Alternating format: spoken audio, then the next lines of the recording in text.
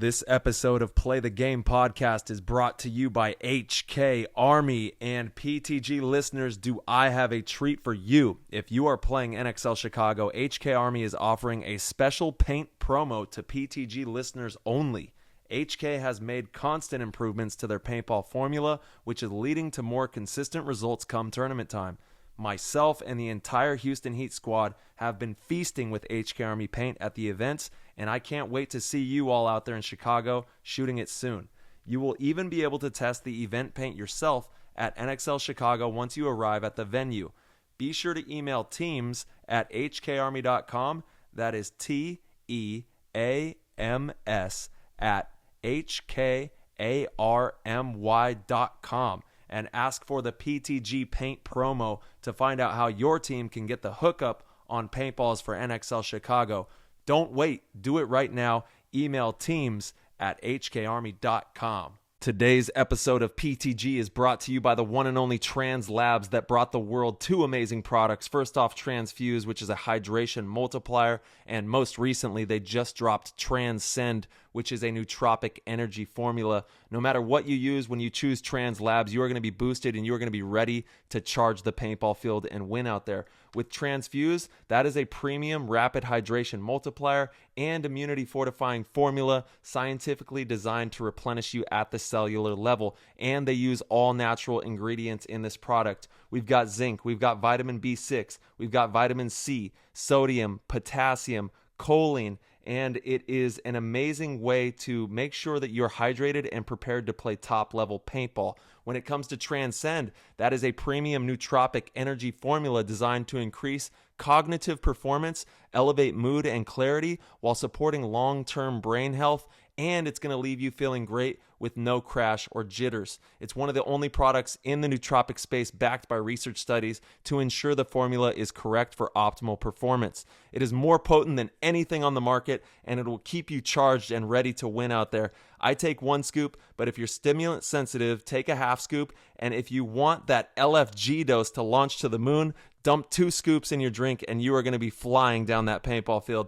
Comes in 2 delicious flavors, Baja Blast and Skittles Candy for the Transcend. And for the Transfuse, they have 2 new flavors as well, Pineapple Express and Hawaiian Punched. So if you get a chance, head over to translabs.com. That's TRANZLABS.com. Use code PLAYTHEGAME and you'll get 10% off. If you subscribe to a monthly delivery service, you also get 10% off as well. So you can take advantage of 20% off on these products. Head over to translabs.com and give it a go. This episode is brought to you by Lone Wolf Paintball. They are an amazing online supplier and have been around since the beginning of the game as Michigan's premier paintball field and paintball supplier since 1987. They are rapidly expanding into the online retail space and supplying everything you need to be the best paintball player you can be. They have got it all. Head over to lonewolfpaintball.com and shop all of your favorite brands. And they also boast amazing customer service and will have this out to you with same-day shipping, which is amazing. It's always nice to know that your stuff is on its way immediately so you can start to use it that very next weekend of play. Check out their YouTube, Lone Wolf Paintball, and their Instagram @LoneWolfPB, and stay up to date with all of their deals and sales. Play the Game podcast is immensely honored to have them on board, and we cannot wait for you guys to check out lonewolfpaintball.com and become a part of their community. That was an insane inside move by Marcelo Margot. Great communication. And the crowd starts chanting Harmon. Great shot by all the guys. Tyler Harmon saved that game. Came out with 2 wins. Marcelo Margot was on fire.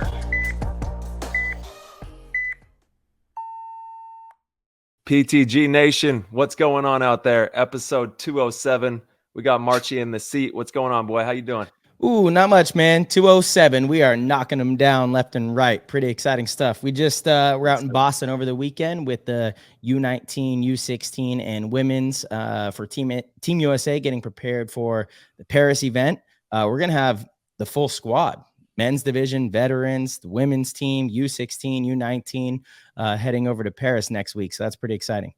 Yes, we're coming in droves out there to Europe, so Hmm. be on the lookout. It's going to be a lot of fun. I'm really excited for the tournament to play in the Nations Cup with Oh yeah. you, obviously, and the squad that we have going out there. It's going to be a great time, and everyone's looking sharp. You guys were training really hard out there in Boston.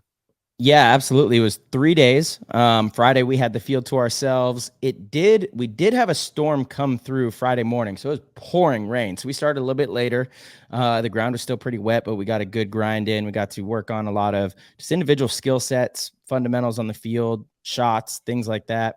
Saturday, we solely ran matches. So I did, our 6-minute matches over and over and over and over and over and over. So the players really got to see like the end of the game multiple times. Mhm. I'm really in love with that right now, especially if I've worked with a lot of the players before, which on the USA team, I've worked with most of the kids many times. I'm really into getting them playing these short timed matches because it gets you to the part of the game where you're either up a point or down a point and you have to manage the clock. Right. So we just did a ton of those all day Saturday. And then Sunday, we had teams to actually scrimmage against, which was awesome. We played against D2 Storm, D3 Storm, and I think D4 Storm. But the D2 Storm had Harrison Fry out there and Matt Derula from Impact. So a couple pros that were, helping get the U19s team prepared. And the team did very well against them. So very excited to see what we could do next week. It's how it is over there. It's a whole nother ball game. So, you could have all the talent on paper, but to be able to perform, you're jet lagged, you're tired.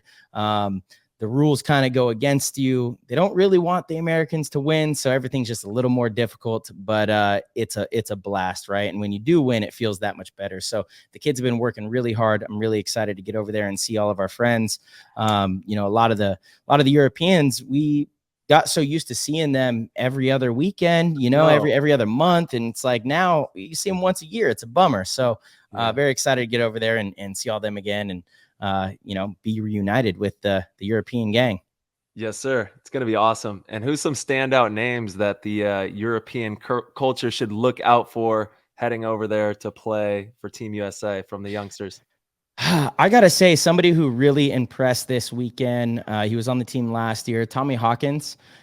He really took a huge step forward this year and made a solid argument to be in the starting five.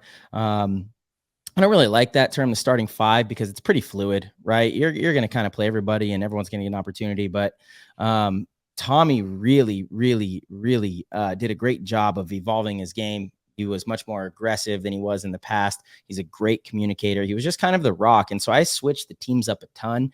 And he was kind of like one of the common denominators of the teams that were having more success. So big shout out to Tommy Hawkins. Great kid as well. Love him. But honestly, all the kids, so many studs. Colton Dahl's playing some of the best paintball he's ever played. Obviously, we have Ben. Ben's a stud. Brando Trujillo from Aftermath. He's a stud as well. Been playing amazing. Wyatt Oliver has really taken the next step. So all the kids are threats. We just have a ton of threats, new Love kid that. this year, Darius Islava. He's here from SoCal. Really impressed me. He is he's one of our snake players, really steady player that does a great job of balancing survivability and aggression, which is so hard for young players to do. And he does a great job of it. Brody Lewis, one of the standout U16 players that is going to also be playing on the U19 squad, communicates really well, incredibly athletic, aggressive, just a stud. Anthony Aguiar, he was on the U16 team last year and he aged out of that, but he did make the U19s team this year. Again, another stud. You got Seth Brown, Chip McFarland. Chip played some of the best paintball I've seen him play. He was all over the field. He's usually a 2 and like pretty conservative, but he's always alive. He's a rock. And he was making some tremendous moves to save games. Like the team is stacked. Will Newberry, he's usually a Dorito player. I had him playing on the snake side. He was dominant. Hope I didn't miss anybody. We have 11 guys on the team. Literally every single one of them are studs. So if you guys are over there in Europe, you got to watch out for all the kids. They're all hungry. They're all coming, and they're excited to play. That's amazing stuff, man. That's what we like to see. And I was actually out in Kentucky, and I love that you guys are working on the end game scenarios because at the end of the day, you got to be able to seal the deal. You got to be able to deal. You got to win. You got to win. And doing the work and training in that regard is something that not enough teams do. So I'm glad that they were all getting those reps in. I know they're working hard. And shout out to everybody in Kentucky that I was with this weekend. Chaos Theory. I did a team training out at this like private paintball field where this family has a paintball field at their house in their backyard. And it is immaculate, like the most beautiful grass, the perfect field.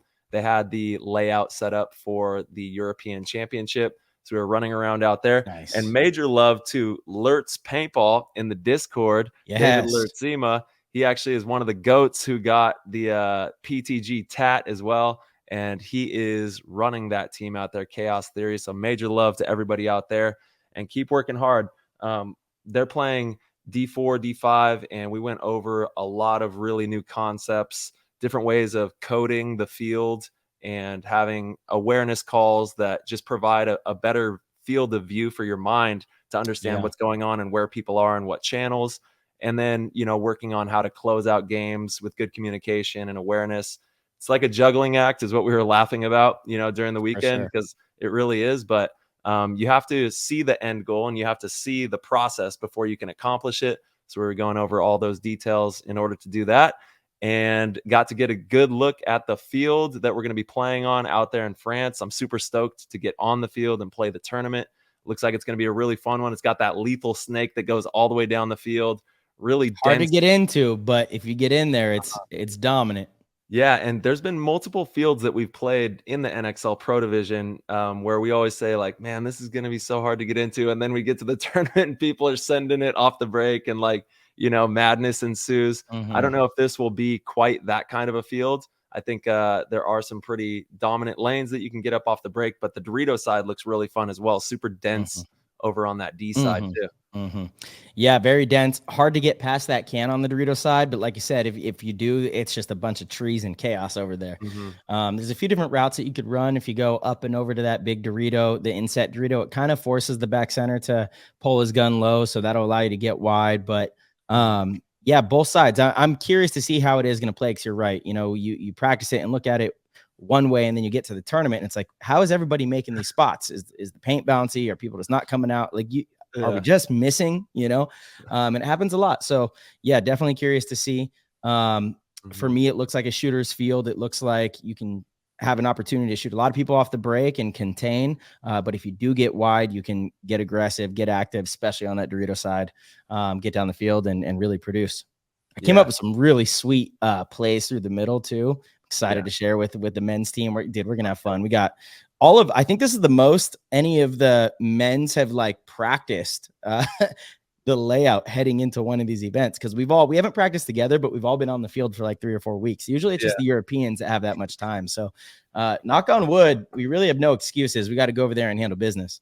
Straight up. And you got to be in the moment. You know what I mean? And if you haven't checked out one of our most recent episodes on how to play paintball, there's so many great little nuggets that we went over in regards to all these different, trains of thought in navigating the field. So definitely check that episode out. And shout out to the GOAT Squad. We're having a GOAT party. If you're listening to this on Wednesday, the 23rd of August, we're having a GOAT Fiesta, and it's going to be popping in the Discord. And Andrew O'Brien, who is pro hockey player, he is giving away a pair of Nikes to one of the GOATs tomorrow. So we're going to be raging at the GOAT party. If you want to check it out, go over to the website, click that orange link, or go to our Instagram, check out the bio. And tomorrow's young Stevie's birthday as well. We're throwing a bash for young Stevie on his 33rd birthday. Let's go, Steve. Can't wait. Hell yeah. Yeah. Gonna be a good time. All right, ladies and gentlemen, boys and girls, people of all ages, we've got the man of the hour.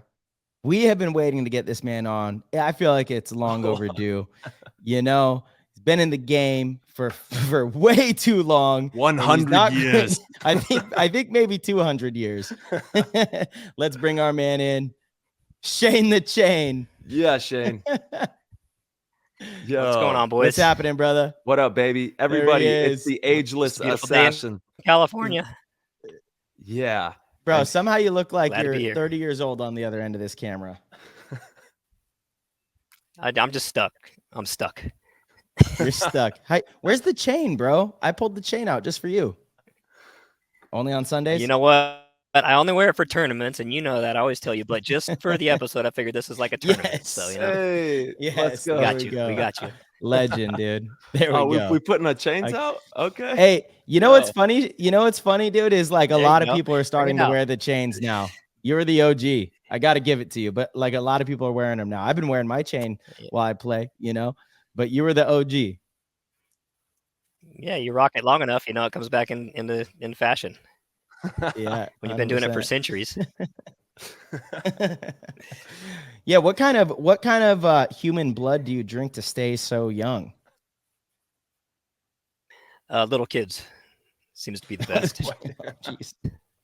Oh. The young ones. You don't want the that's old that's blood. that's where the youth is. Yeah, that's where all Puts the years youth on is. All the good blood cells. Exactly. Yeah. So Shannon, what's happening, brother? Where are you tuning in from? Thank you for joining us, by the way. Yeah, thanks for having me on. It's been, like you said, it's been a long time coming. I know we always talk at the tournaments, and seems like it's been a few years. But hey, I'm finally here. Yes, sir. We finally got him. Yeah, and for everybody that doesn't know, Shane is in the Sacramento area, and he's holding it down for NorCal. I'm Major sorry if I love. got a little lag here. We got the Starlink up in the hills. Oh, he's Starlinking. I see. Yeah. We definitely got some lag here. Yep. I know there's a little bit of lag. I kicked the kids off the TV, so I put a movie on for them so I could try to get some more bandwidth.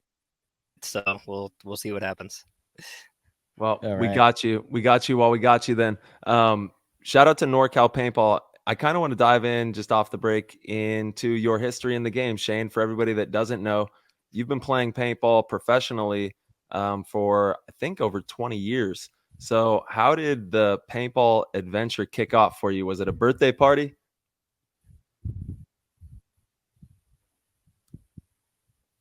Starlink. Let's go back a few years, maybe before you guys are born. Right around probably 1987, master in a small town, and I saw that and I was like, oh, that thing looks fun. So I had moved and I'd bought a Splatmaster, and then I didn't really have anybody to play with. So I think I went to a field one time up in Humboldt County. But that was probably like I said, in 1987, 88. So fast forward a few years after that, a buddy hit me up and said, hey, we're going to go play paintball in Sacramento. I was living in Dixon at the time, and I didn't have a paintball marker at the time. So I showed up and they were all sold out. So I was like, okay, well, do you have anything for sale? So in this little display case, they had a spider with a pack, a harness. So I went ahead and I purchased that and went and played, and I just got hooked, man. I started going every weekend, and then back that was in 2000. So in 2000 is when I picked up a gun again, and then in Northern California, it was just they were new fields coming online. It was the mecca of paintball. There was like tournaments every weekend. We had from fairgrounds like in Vallejo to the fairgrounds in, I think, Folsom. There was a paintball field in Galt. There was WAP paintball. So Sam's. There's a lot of stuff to play. So I just started playing in 3-mans, and then made my own 5-man team, and we just kind of started getting good. Like in 2001, met up with. I started playing out of the local fields, Wild Adventure Paintball Park. Some of the old school ballers like Dave Baines and Duffy and Glenn Takamoto, they would be out there on the weekends, and I was just this. I wore a sock hat back then with some jade outside of my pants because you know how the ground is in Tyler. Oh yeah. So yeah, I would be when you're first coming on the scene, nobody's picking you. They're like, oh, who's this weirdo? And so I saw an ad in the paper, and my buddy's like, hey, I'm gonna get this Angel set up, and I looked at the price and I was like, you're crazy, I could buy a real gun for that. And me and him went and looked at this marker at a park, and the guy whips it out and puts it on like full auto or whatever. It's a Dark Angel, and the thing just rips like 20 balls a second, and I'm like, what the heck? So I was like, I gotta have this thing. So ended up getting that, and then again just playing every weekend, and then all of a sudden I was good enough where Dave Baines would be like, hey, you're with us. And then doing tournaments all the time, 3-man, made my own 5-man. And then in like around probably in 2002, I think is I knew who Mama's Boys were. We played a lot against each other, and Ryan Podesta was in charge of that team. He came to me and said, hey, why don't you take your best 5? We were doing some Pan Am, some stuff like that back then. He said, hey, why don't you guys take your best 5 and we'll take our best 5, and we'll go play this thing called World Cup. And I'd never heard of it. I just local rec baller and played tournaments on the weekends. So I was like, hey, that sounds fun. Let's do it. So we went to Florida and ended up winning our first World Cup in 2002. Damn. Hey, Mama's Boys were sick back in the day. I remember, 2003. Yeah, I mean, we had a good run. Oh, yeah. Sorry. We'll try not to talk over you. It's just that with the lag, it was there was like a little bit of a break there. Nope, lag again. I was just saying. Yeah, I was just saying. You'll hear what I'm throwing down, but I remember 2003, 2004 was about when I was getting into tournament paintball, where I realized that you could go and play in like the NXL, or I believe it was the PSP the NXL didn't start until like 2004, and PSP was still the other divisions. And Mama's Boys was an iconic team. That team, like I remember hearing the name, knowing them here on the West Coast. And just that franchise won. This is the first I learned that Ryan Podesta was the one that ran that. That's awesome. We see Ryan Podesta at all the WCs. He's still around. He's doing a great job with that team regime. Got to be a teammate with him and you out on Explicit. Shoot, Tyler too. We were all on the same team in like 2012 for a year. But that team was legendary, man. That I didn't know that was where you got your start. Team. Yeah. Yeah, so that's where we pretty much started in like rookie in 2002, and then we moved up to novice in 03 and 04, and pretty much ran 03 and 04. Our toughest competition those years was we were playing 10-man. It was PSP, Justice. They were it was either us or Justice that was going to win the tournament, and then there was some other teams, Mantis and. Oh man, there was some other tough competition back in those days, Texas Storm. But yeah, I mean, those were all fun. And then, in 05, right before the 05 season, I got a call from Bob Long and, asked if I could come and play with that team, and who's going to pass up Bob Long, and Tyler, I think that was right around where you started at 04, 05 and on Bob's team, right? You're 15, I think. Yeah, I was actually 13 years old, and it was right after, I think in the beginning of 13. 04. There you go. Yeah. Yep. It's crazy. Shout out to Bob Long. Yeah. So, again, just, shout out to Bob Long, the legend, the true legend. So yeah, I got to go through that camp in 05.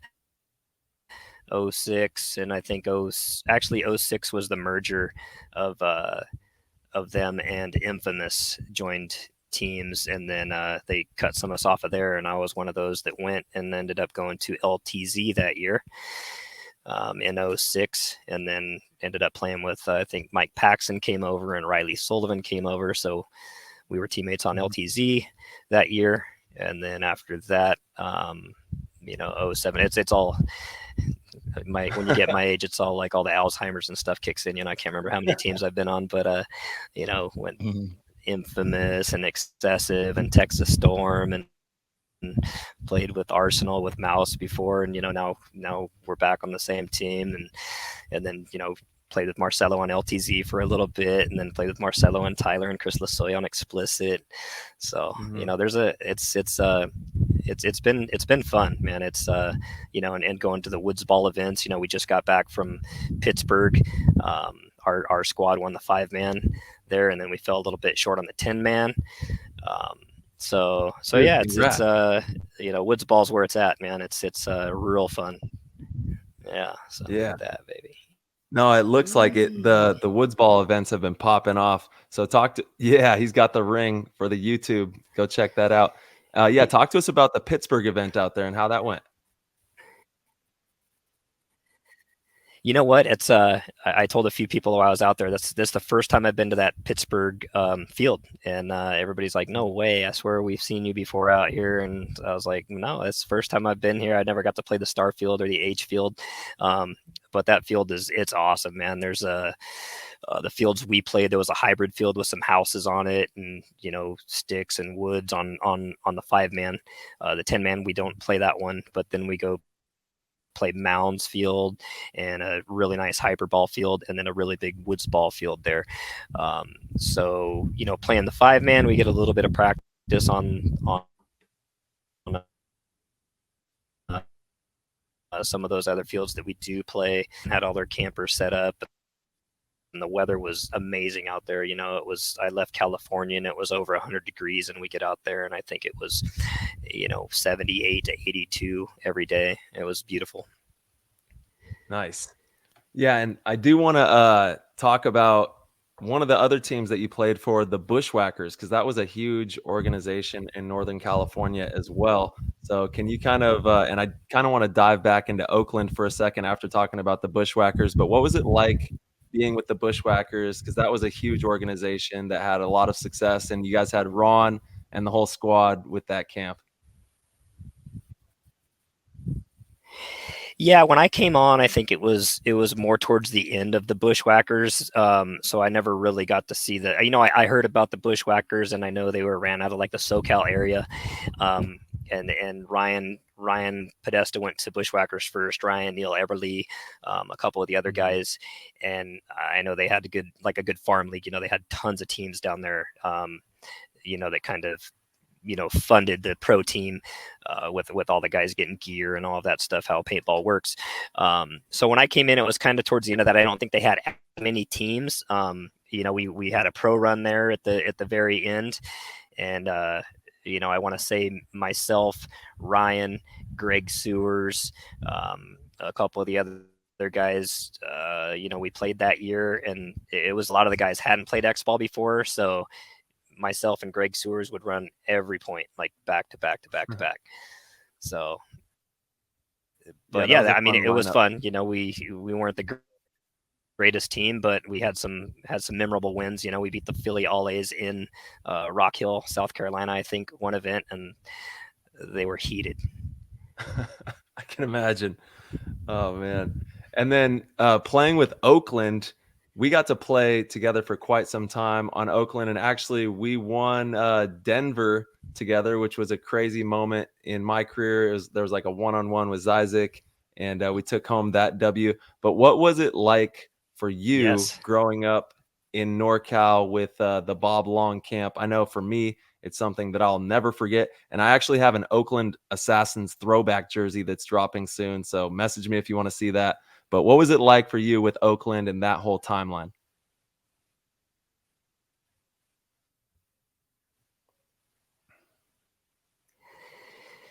Yeah, I mean, that's of paintball from Bob Long and guys like Zach Long and Ron Nelson and Little John and all those guys are just there's a lot of legendary ballers I've played with over the years, and as a younger paintball, and not younger, I wasn't young, but as the younger generation comes up through the rank, pros is where you get a lot of info and a lot of the way to play the game. So all the younger people out there, when you're around the pros, to absorb as much as you can, because it's I still absorb stuff today. It's like I'm playing with AC Diesel.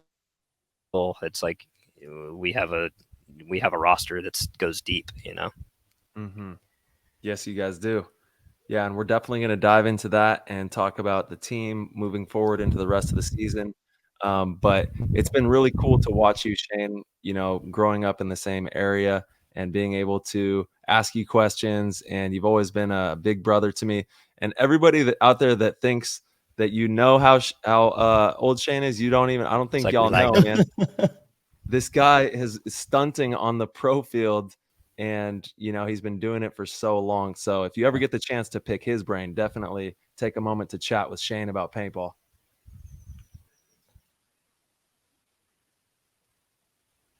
Star-Lord. We got you. Oh no, his internet's as old as him. All Sorry, right, I'm Shane. back. I'm sorry, brother. I think We got you. I refreshed it. Did it work? Yep, we got you. Sort of. Are you there? I have an idea. We can Come just on, phone- Elon. Yeah. Jeez. Do you legitimately have Starlink? Is I'm on that this actual dial-up. Starlink? AOL. Hey, Ty, why don't you text me? Oh, we lost him. We completely lost him. Ty, he's text me Shane's number. Sorry, listeners. Thank you for having patience with us. We struggle to look. All of us, we're paintball players at the end of the day. Not just Tyler and myself, but obviously everybody else that we have on the show. So having stuff equipped, we try to prepare them. We let them know, make sure you've got good internet, good connection. You need this, you need that. Just doesn't always work out that way. So thank you guys for the patience. But this story, Shane Howe, he deserves to be on the show. He is iconic in the game, been around for so long. So bear with us. He's got some amazing stories. We're going to get him in here. I didn't realize he's in the cut. He's in the cut, dude. He's in the cut. He's in the trees right now. Shane. I'm up in the hills, baby. Okay, real quick. Are you actually on Starlink? Is it actual Starlink? Is it actual Starlink? Yeah. Okay. Okay. I have an idea. Yes. We're just going to call your phone. We won't have video, but that's okay because the lag is pretty bad. And even though we got that beautiful young I lost your voice. Yep. Okay. Just I'm going to go for it. Sorry, we're cutting you out here. Get him in here. The OG. My man just turned 50, dude. He's crushing it on the paintball field and he's 50 years old. Can you believe I this? just hope he has he's amazing. What's going on? There we go. We got you. Yeah. Perfect. So what's funny is I could put you on the screen. Hold on. I'm going to mute you though. Perfect. Right. There we go. Right. We got him. Hello? I got you. Yeah, this is way better. So you can we still have the video. Let's just try not to move the headphones because that's still live. Oh, gotcha. So you want me to unplug them? Yeah, unplug those bad boys. Dude, we're doing it. Heck yeah. We're doing it. We got it. So look at you smart kids. Look at you smart kids. Yeah, don't worry. I can mute my volume here. Hang on. There we go. You might have to give me some guidance. Boom. Thank you everyone for tuning in and riding along with us on this journey. Shane, you are in the sticks, my boy. I got it. Yeah, we're up here in Auburn, California, about 40 minutes outside of Sacramento. There we go. Dude, this is great. You're like on the phone, but we got the video here. The video's working. The audio's perfect. This is clutch. Perfect. We're good. We're good. Nice. Yes, sir. Way better than waiting for the lag. 100%. What happened to Elon there, man? Dude, I'm disappointed. I don't know, man. I'm gonna have to cancel Starlink and go back to my broadband. Yeah, I have high hopes for Starlink, but I think it's right now like supposed to be used in places that don't really have internet. It's like a last resort kind of thing. It's not supposed to be like the highest that's here. That's here. I don't. That's my only option. I've tried a couple other things, but Starlink's the best for where we're at right now. Wow. So dude, we're just grateful to have you, man. Yeah, 100%. Yeah, I'm kind of bummed out that it's messing up, but hey, it looks like we got it now, a lot better. Oh, we got it now. This is perfect. The video will be like a little lag, but don't even worry about that. The audio is good. That's what's most important. As long as your cell service works and your cell doesn't drop out there, otherwise we're definitely golden, brother. Sweet. So yeah, let's jump back in. Ty, do you remember exactly where we were? Yeah, we were just talking about Oakland and the timeline in there because Shane, how many years did you play for Oakland? I think it must have been like around 04. I felt like it was 2 years, but maybe it was just 05 because we did the X Ball and the NPPL. So maybe it just felt like it was 2 years because we were doing both series. Mm-hmm. Yeah, I know you were with the team for at least a couple. Definitely LTZ, I'm pretty sure. Yeah, so it was either 05, 06, and then again, it all runs together. So yeah, no, I know, but I'll never forget hanging out with like you, We had Kevin Jones on the team, Yep. Gab Godinez, Chris Wilson, Danny Miller, Danny Miller. Yep. Joe. Remember Joe, man? I miss Yep. Joe. Yep. Joe's the Yeah. man. Tech Joe. Bob Long Yeah, Tech Joe. he's a beast, man. And we just had so much Sean fun running Adams. around. Yep, that's right, Sean. Yep. And it was just a great time that I'll never forget in our paintball history. And then we had such a huge team that we would run 2 lines at 7-man events, and then we would go play Right. X ball and obviously have everybody merge together and go run people over out there. But what was it like shooting an Intimidator back in the day? And shout out to the Mama's Boy Intimidator too. You guys had your own Timmy back then. Yeah, we did. We got our own custom. I think Ryan had I think it was 12 made. So there was 10 made for the team and then 2 extras. And I'm the only one that still has that was on the team that has a NorCal Intimidator. So back on the back where it said Intimidator Bob Long or Iron Man, I think back in those days, ours said NorCal and had a star in between the Nor and the Cal. So I still have mine, and I'm the only one that has that one left out of the whole team. So it's kind of a relic. It is. I need to take out of the field one of these days. Those things are worth so much money, I'll bet, on the resale just because they're so rare. Yeah, I was talking to Mike Maroney one time when I met him a long time ago and out at the field, and I said something about one of those. He's like, "Oh yeah, I bought one of those, or I sold mine for like $2,300," and I was like, "What?" Holy moly! Yeah, so pretty crazy. But yeah, you want to hear? I'll tell you a good story about the 7-man days on with Tyler.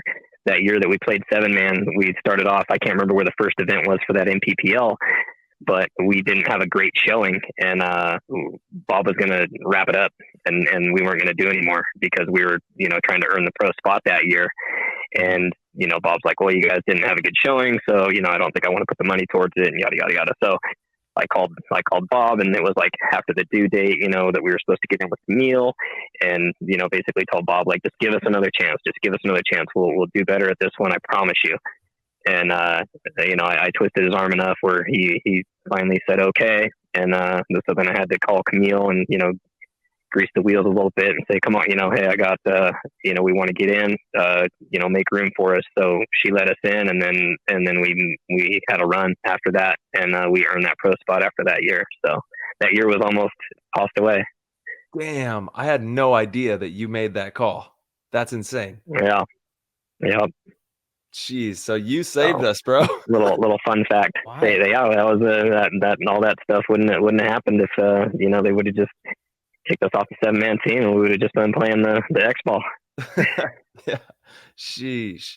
Yeah, because we did go on a run. Thank Bob for making the yes, or Yeah, I know, man. I saw Bob. It must have been a little over a year or 2 years ago at the 10-man event that they had at Capital Edge Paintball.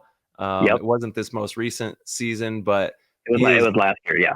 Yeah. And his hair is just, all gray. And I was like, Bobby, oh my God, I couldn't believe, he has the long hair down to his shoulders. Yeah. He's just mountain He's man. definitely the mountain man. He's rugged. Yeah. But still Bob. Still Bobby, dude. Absolutely. Great guy. Oh yeah. Yeah, man. The things that he taught us, about how to, first of all, mentality, and how to approach playing any pro team. And then at that time we were being coached from the sidelines too. So being able to have him directly in your ear, helping you down the side, it was pretty spectacular and stuff that I'll never forget. Yeah. And, all the way back then, that was 05 X ball was 3 trigger pulls and full auto, 15 balls a second. So, a lot of these kids nowadays say, they want the violence and they want to bring back the paintball, and they don't want none. I mean, they let the kids get bonus ball 3 or 4 times and they're crying after that, so they don't even know. Dude, it was a totally different game. They have no clue. They have no clue. Yeah, they have no clue. It wasn't even 15 balls a second though, is the thing back then. It was uncapped. Wasn't it in 2005? Wasn't it uncapped at that time, like semi-auto uncapped, and guns were shooting like 24 balls a second? Well, in NPPL, it was uncapped, but I'm pretty sure the X ball was 3 pulls, hold it down, and it was 15 cap. Okay. Because I remember when they went from 15 down to 12.5, and it just sounded like Oh yeah, that sounded from so 15. slow. And now it's crazy as we're at It's 10.5 crazy. and it's like and it doesn't sound slow anymore. 100%. And when it went from 12.5 to 10, I was like, that is really, I was like, that's another. Right. Yeah. And so when I got into the league, it was 15 balls a second, and you would just 3 poles and you hold the trigger down. So it's no ramp. You literally hold the trigger down. So you could just run around like with a machine gun. It was crazy. Yeah. It was so fun. And then it went to the ramping, 15 balls a second. Then it went down to 12.5. And then and you're right, that sounded, I was like, whoa, I can't shoot anybody off the break is what you felt like. Yeah. Felt like it was so slow. And then from 12.5 to 10, it felt the same. But now I hear guns at 10 sometimes, and I'm like, your gun sounds a little fast. Are you sure that's at 10? Yeah.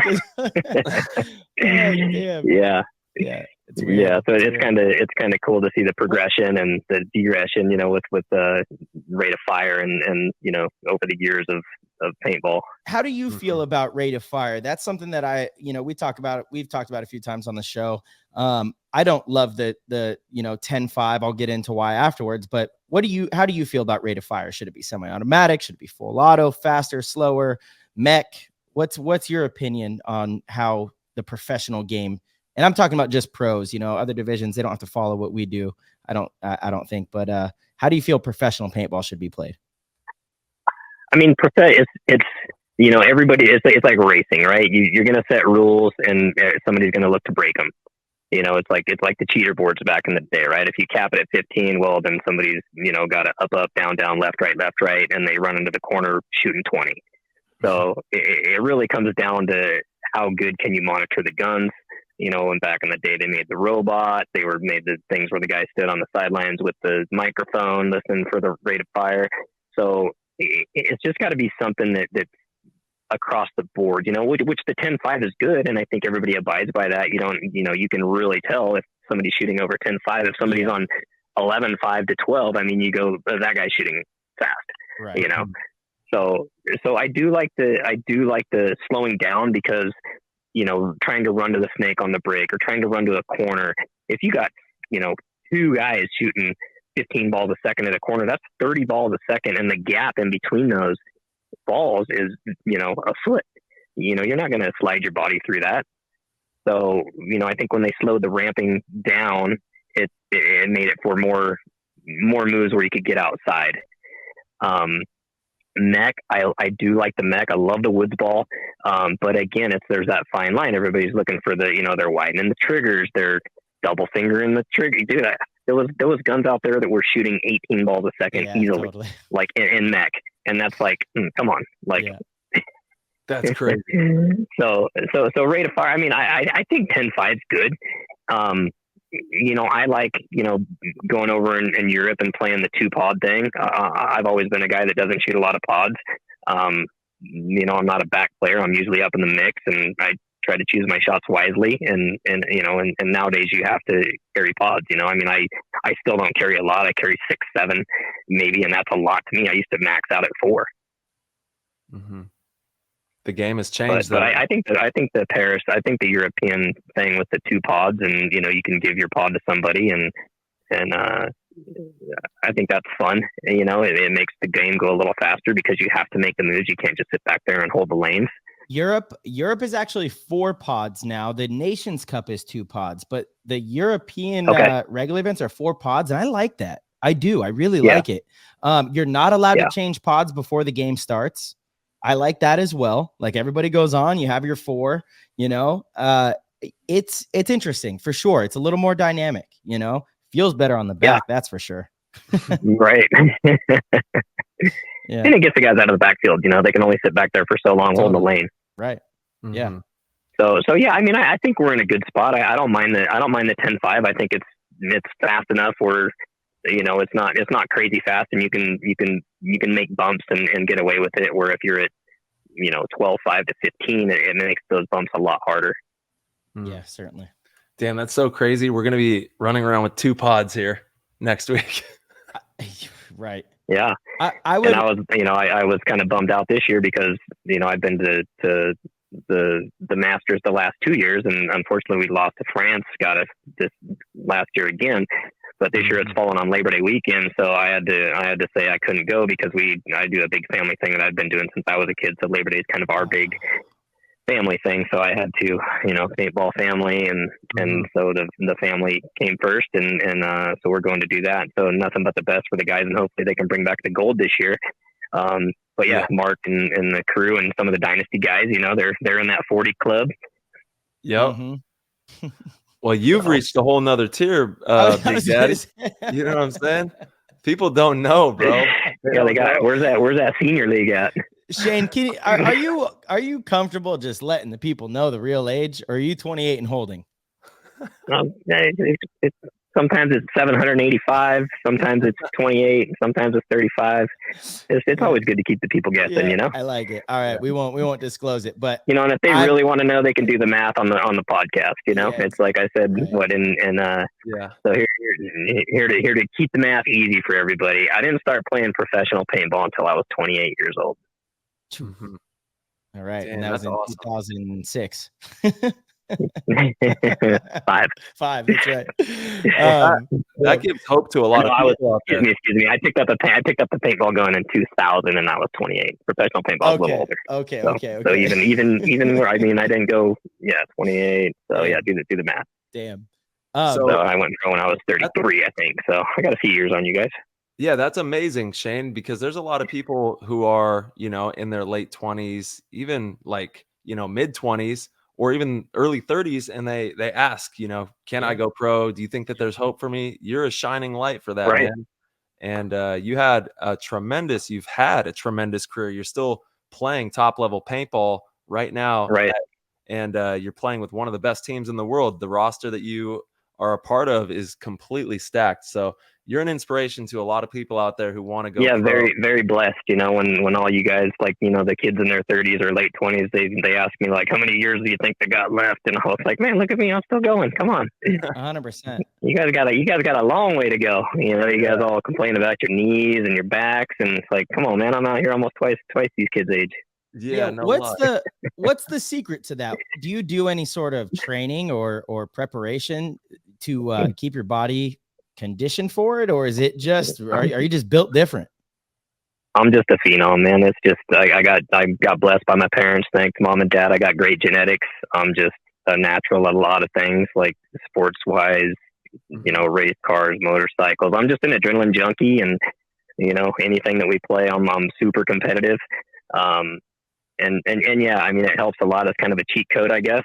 I don't, everybody makes excuses, right? I don't go to the gym. I say I don't have time because I'm busy working, but I'd love to get in the gym, but just my everyday, hanging out with the kids and working, and I'm sure I get my exercise. I stay pretty fit just doing that, and then playing paintball, and I eat like crap, but I don't have to watch what I eat. I can pretty much eat anything, but it's, again, nice, thank you, Mom and Dad, Must be nice. Legend. That's awesome, man. So there's not hope for everybody unless you got blessed by the genetic lottery. It's not about how hard you work. It's not about what you eat. Is that the message we're sending? Damn. I could start my own page, and I could invite people and give them some youth. What you need to do is you need to spin the blood. You need to draw your own blood, spin it, and sell the plasma. Right. Just start. Exactly. Yeah, exactly. Make a lot of money. Oh man, interesting. We might be onto something. Real quick, I just want to touch back on the balls per second discussion because I believe in this so wholeheartedly. I agree that it does kind of suck if you could sit there at uncapped or 15 balls a second with 9 pods, 10 pods, 11 pods and hold a lane, because nobody's ever going to get through that. But I do think how fast you can pull the trigger is a skill that we should highlight in paintball. So that's why I love semi-automatic. And I feel like semi-automatic uncapped, if we could monitor it, obviously having cheater boards is a big problem there. But if we could find a way, I feel like with the technology we have now, there's no way you can't monitor that. Like back in the day, they had those virtue boards that NPPL, they knew if the board was in your gun or not, so they could see what you were shooting. We should just have something like that, to where if I aim at a lane and I have, I could shoot fast and I shoot that direction and I shoot properly, somebody can't run through the gap. That's what I don't like about, 10 balls a second. I could have the perfect lane, but because of unlucky timing, somebody can just run through the gap.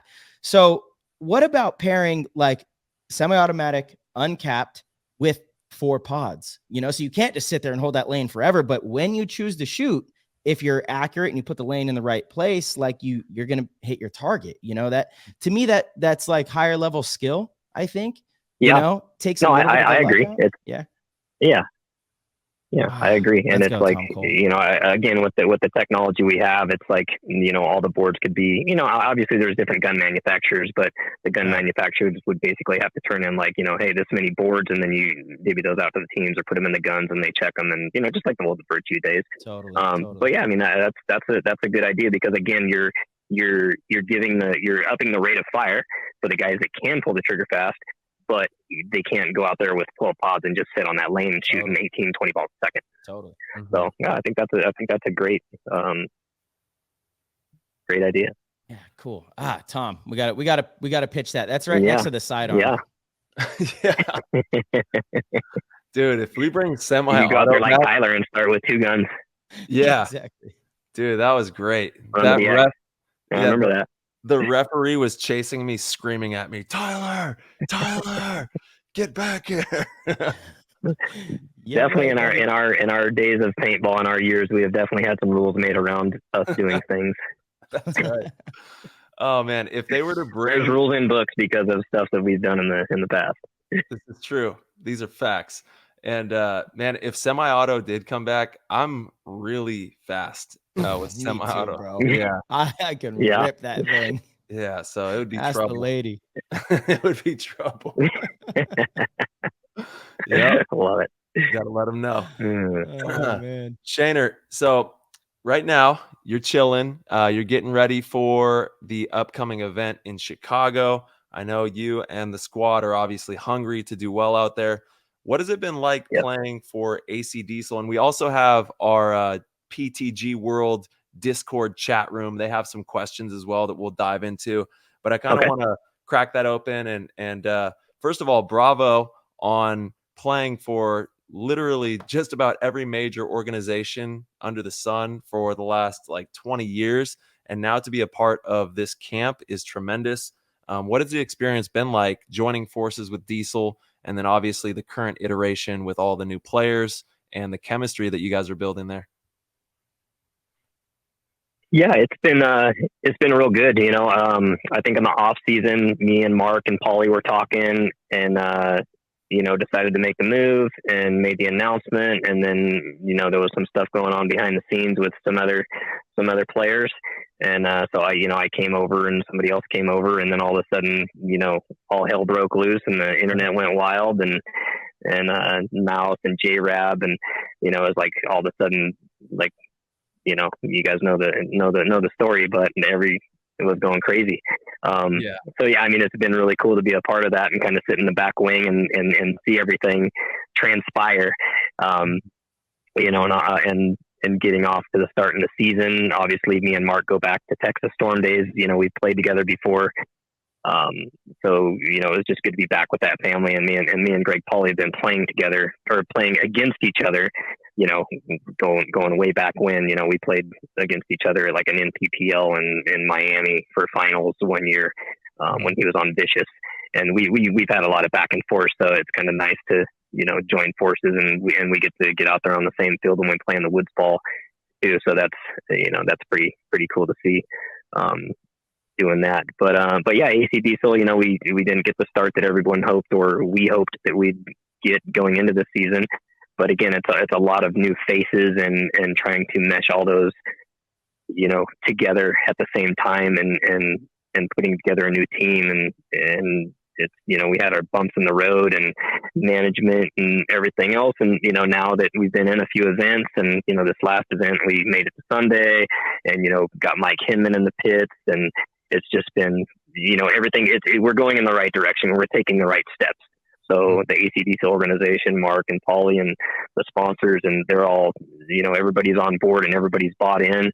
and it's been great. You know, it's a lot of paintball, which I don't mind. My wife says different, but you know, it's a tough balancing act. You know, I mean, we just had another baby 3 months ago, so we got a little girl now. So I got 2 boys and a girl. Yo, congrats, baby Margot. You and the fam. Baby Margot. I love it. So baby Margot. Yep. Margo. Nice. So Shane, that is a big ass dog in the background. YouTube, we got, we got a bear on the show. That's a moose back there. Holy smoke! Guards the property and the kids and the family, you know, doing his thing. Yeah. But yeah, it's been great. You know, shout out to the wife Chelsea for letting me leave as much as I do, because that's you know, as you guys know, paintball takes up a lot of time. So it's a tough balancing act sometimes, and we make it work. And you know, I'm fortunate enough to get to go to practices and events and all that. So we just got back from we all went out to Texas over the weekend, and man, y'all, it's hot out there. I mean, it gets hot in Northern California, but we got in on Friday night and we left for the field at 6 a.m. Gates opened at 6:30. We left the hotel at 6 and it was 85 degrees. Yeah. So we get to the field and we were suited up and on the field by 7, and you know, we were playing like 7 to noon, and noon it was over 100 already. So the heat's no joke out there. And I mean, Marcelo probably remembers the LTZ days when we had practice in Las Vegas. Same thing. It was like 100 degrees in the morning, that desert heat, and you couldn't even, you know, you try to break down the field and touch the spikes or the hammers and you'd have 3rd-degree burns on your hands, you know? Absolutely. Yeah, just the humidity in Texas, though. That's what makes it hot. Like, it's a whole different kind of hot, in my opinion. That's it's a whole different ball game. Yeah, and it's just hot. And they've been like a month or 2 months, 3 months of just hot, like over 100. They're breaking records again. So it is hot, y'all, in Texas. But but yeah, AC Diesel. I mean, we did a lot of drills this weekend and played against Paintball Fit out there, and yeah, again, we're just trying to everybody get on the same page and get that communication, because, you know, the longer you're together, it's the more communication. And that's why, you know, guys like yourself, Marcelo and Tyler, and like once you're on a team and you establish that and been around for a while, you know, like with Dynasty or with Heat, it's like you trust that guy next to you and you trust that guy to get the communication across the field. And, you know, that just, you know, fine tuning the game, and then, you know, having Hinman up top, you know, screaming at everybody, and it's good. So. Hell yeah. You got Hinge, man. Talk to me about Mike Hinman. What's it been like, you know, having him join forces with the crew? I know he cares tremendously about being the best coach he can possible. So how's his coaching style and the whole cadence been, bringing Hinge Master in there? Yeah, it's good. You know, I've played for Hinge before back in the Aftermath days. Yeah. So it wasn't my first time, you know, under Hinge. But yeah, I mean, you know, he's got you know, Mike's, you know, a lot of people, you know, oh man, Mike Hinman. But, you know, like having Mike Hinman in our camp, it really gives that one voice, and, you know, everybody respects that. And where it's, what was I going to say? Sorry, the dog just freaking pulled my cord out. Damn animals. So yeah, him coming in, and, you know, it's not his money and his team and his guys, and, you know, all of the guys on AC Diesel are all, you know, pretty much at the adult stage and understand the professional game of paintball. So, you know, you don't have the Hinge blow ups. You know, it's you know, he's just more of, you know, hey, you shouldn't have done that, or you could have done this better. So he's changed a lot over the years, you know, since I played for him on Aftermath and since I played for him on AC Diesel, but he's definitely, you know, a lot mellower, which is great. You know, you can have great conversations, and he doesn't really come down too hard on anybody on the team, where in the past, you know, in Aftermath, you hear the stories and, you know, maybe seen the stories if you've played with them, but, you know, we all got, you know, I got some good stories. I got Marcelo stories, Tyler stories, Hinge stories, Mouse stories, but we could go on and on. Yeah, man. Absolutely. He's one of the best dudes of all time in paintball. I mean, I played on Aftermath as well, Marcelo as well. And as long as you do your job and aren't talking back or, like, you know, just being lippy and, you know, he's gonna ride or die for you. He's gonna be there for you, and he's gonna boost you Right. too, you know. And yeah, he might be hard on you, but I expect that and I appreciate that. I don't think that a coach should go soft, you know. It's like, Totally shoot agree. it to me straight. I want to hear it straight. I Yeah, want to know. it's you got to take it as constructive criticism, right? Yeah, It's don't take it as you're getting a lashing. It's take it as constructive criticism. Do better next time. You know, absolutely, man. and what he's doing for the game and the tournament series with the WCPP, the WC and the UXBL, and now going into Texas, and that guy loves paintball, and it's like, and it shows. It's just like, it's you guys, what you guys are doing with PTG and for the paintball community. It's like, I commend that, and it's awesome to see, where you guys have started and where we're at now.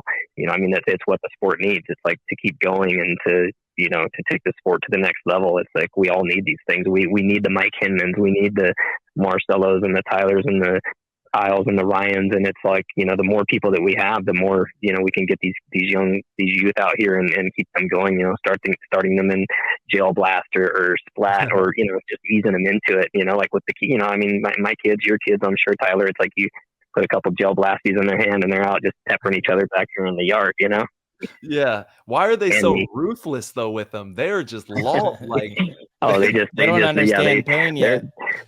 yeah. I mean, we're those little things too fast, man. We're introducing them to NXL and 05, 15 balls a second with those little Jail Blasters. They just hold down the trigger full out of all the time. sure. They're crazy with those things. Yeah. And they thankfully they give you the glasses, to protect your eyes. Mhm. But when you Yeah. get a good couple in the cheeks, you're like, okay, this is live action. Yeah, little stingers. Yeah, Yeah, but it's fun, man. but yeah, definitely need more.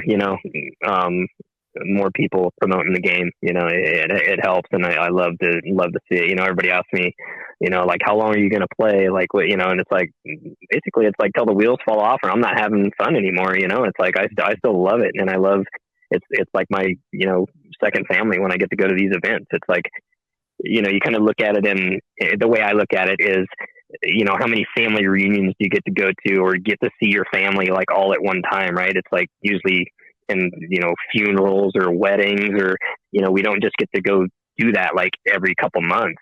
And it's like paintball, we really get to go see that extended family and, and chat it up and how are you doing in your life. And so I really cherish that in paintball is the family part of it. That's one of the hidden gems, man, of this sport is Yeah. what you just said right there. Absolutely. Yeah. And then, if you're fortunate enough to get to travel overseas and get to experience different cultures and foods and, the people that house us over there. And it's just like, it's a whole nother world, man. It's awesome, to travel and get paid for what we love to do. You guys are fortunate enough and still doing it, It's awesome. Yeah, I know. Absolutely. We're going to miss you out there, Shaner, out in France here in about I a know, week. man. It's a tough one, it's like, but gotta keep that family tradition going. I've been doing it since I was a kid, and my kids do it every year. So we go over to Fort Bragg, California, over on the coast, and we have a trailer over there, and like a bunch of our family comes over there. So we just kind of get out of the heat and have a big salmon feed and get to sit around the campfire and tell stories and sing songs. And so it's nice to have the kids over there. They're getting old enough to appreciate all that stuff, so they look forward to it just as much as I do as well. Nice. Those are timeless memories. And speaking of patrons to the game, Mark Johnson obviously has gone above and beyond to facilitate a very, very strong professional lineup moving into the 2023 season here. And he doesn't plan on stopping, from what it sounds like. He's got a long-term vision with this mission that he's on. So kind of let the listeners know, and I'm curious, what has it been like being a part of, you said you've played alongside Mark as well prior to being on the team, but this new current iteration, being under Mark Johnson as the team owner, what has that been like? I think for, again, speaking on Mark's behalf, it's just lit a fire under him. To pull this off, do the things that he's done and really shake up the paintball world.